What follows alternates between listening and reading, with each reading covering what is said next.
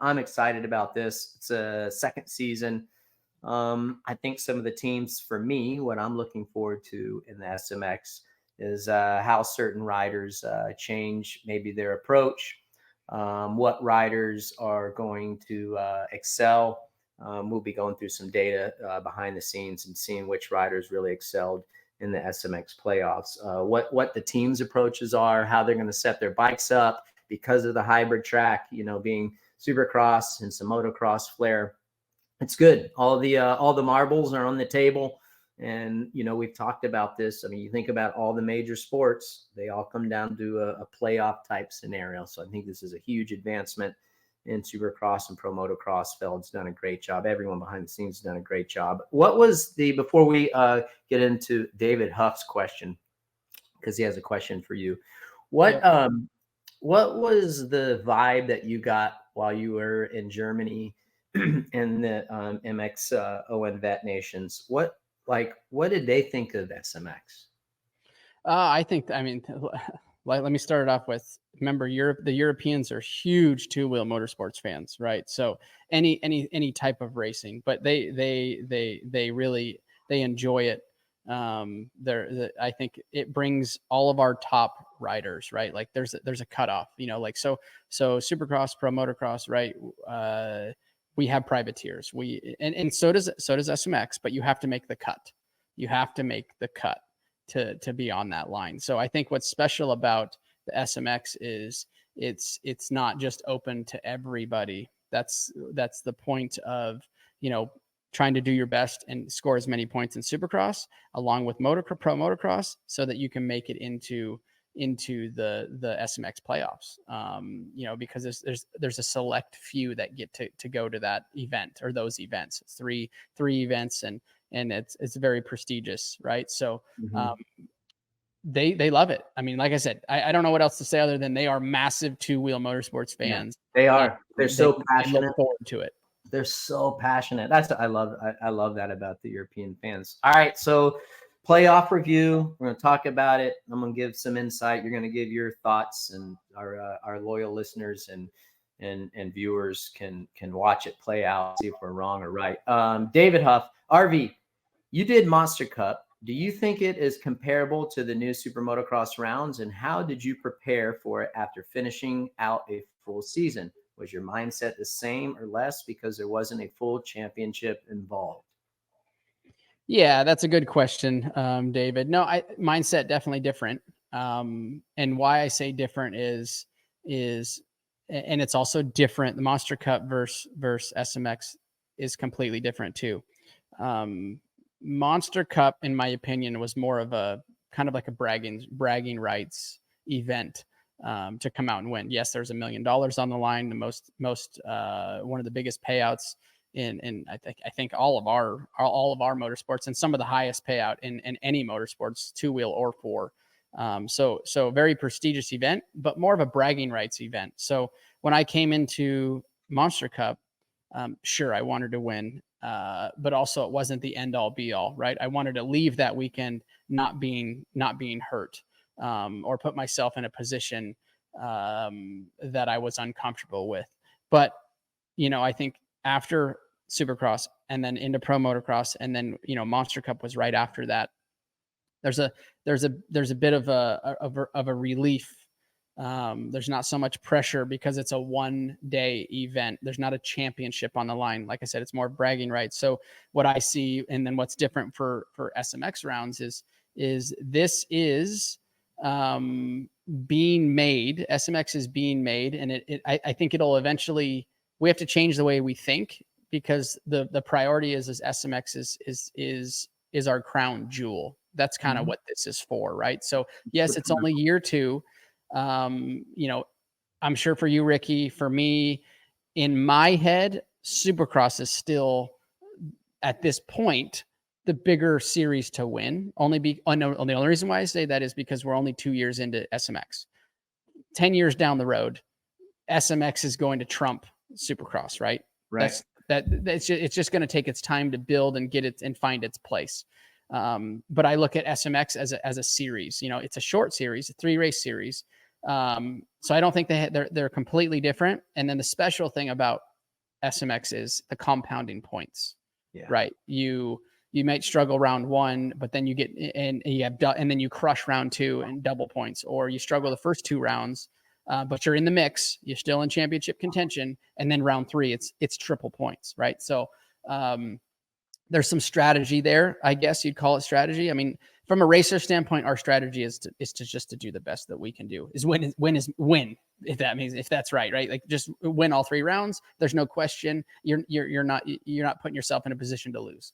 But it's racing, and we all know that doesn't happen.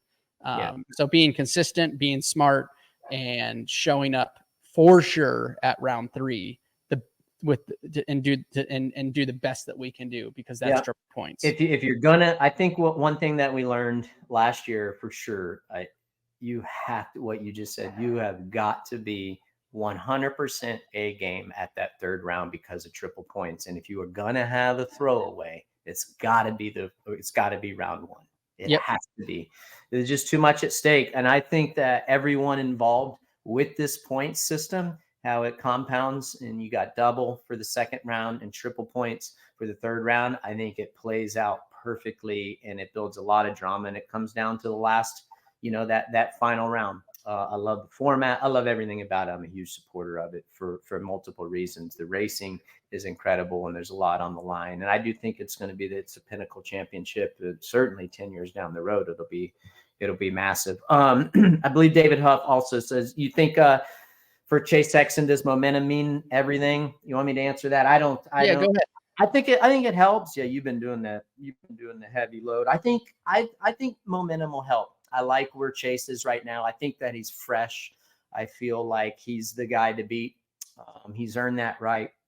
Although Jet Lawrence, being the defending SMX, the inaugural SMX champ in the 450 class, you can never count him out. Also, Eli Tomac hasn't ever competed in SMX. I love the intensity. We talked about it at the beginning of the show. I loved his intensity at the beginning of the motos this past weekend in Ironman. So I think he is going to be well. Kenny is super explosive early on in those races.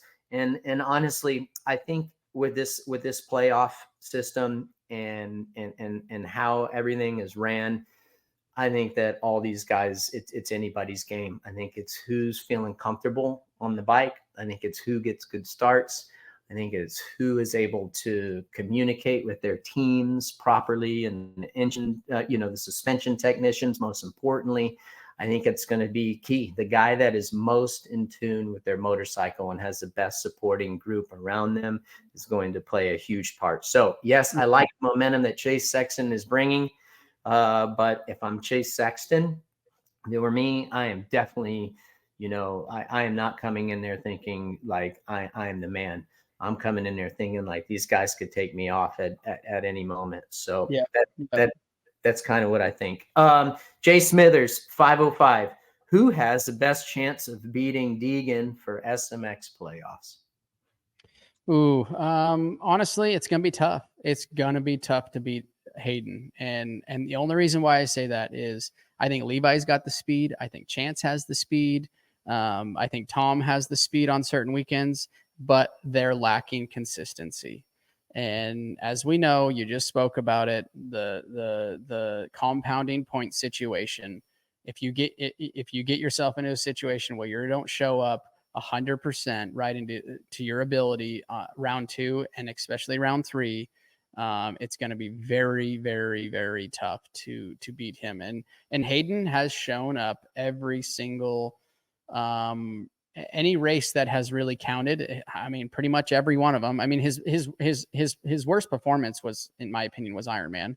Right? Like didn't ride super well the first moto, didn't get the greatest start, then fell, and he already had the championship locked up. So his mentality is probably changed a little bit. His focus is now focusing on SMX. It's not pro motocross anymore. So, and I think he stamped his pro motocross series by wrapping it up early and his great performances all year. So I think Chance, I think Levi, I think Tom, I think they all have a chance at beating him, but they need to be more consistent. That's where they're going to lose this. They lose the SMX playoffs.